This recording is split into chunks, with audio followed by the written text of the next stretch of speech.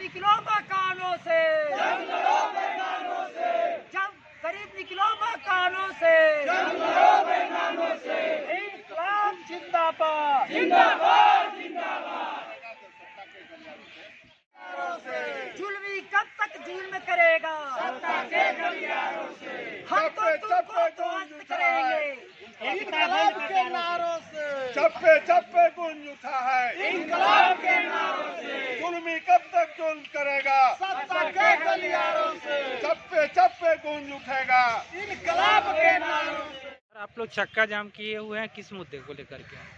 मुद्दा है हम लोगों को कि पूरे देश में जब से बीजेपी की सरकार आई है, मोदी जी सरकार आई है, देश में मनमानी कर रहे हैं, हिटलर शाही कर रहे हैं। उन्होंने गरीबी रेखा में पहले तो पिछड़ा में अति पिछड़ा कर करके बांटने के काम किया, उसमें क्रीमी लेयर लगाने का काम किया। अब उन्होंने दलितों में दलित को बांटने के लिए, दलित में दलित को आरक्षण देने के लिए अलग से करना चाह रहे हैं।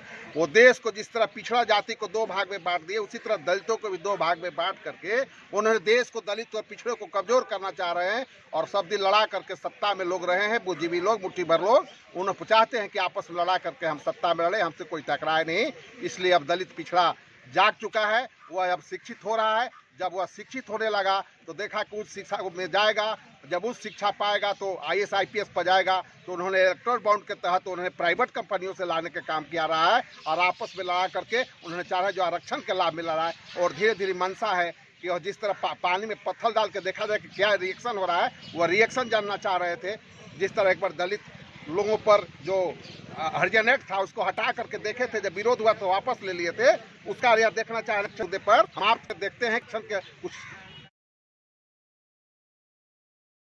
है न हिटलर शाही चला है न चलेगा। इसलिए बहुत जल्द ही नरेंद्र मोदी के खिलाफ पूरे देश में दलित पिछड़ा एकजुट होकर के उन्हें PDA के तहत या पूरे दलित पिछड़ा के तहत अल्पसंख्यक मिल करके देश को लड़ाई लड़ेंगे और उनके अधिकार को जो छीन रहे हैं उससे छीनने नहीं देंगे। आपका नाम क्या हुआ? जयनाथ यादव। किस पार्टी से हैं आप? हम लोग पार्टी से नहीं, हम सामाजिक न्याय संगठन चलाते हैं और सामाजिक न्याय के तहत हम लोग चाह रहे हैं कि इसका विरोध कर रहे हैं जो दलित में इस तरह के फूट डालने की कोशिश किया जा रहा है सरकार द्वारा।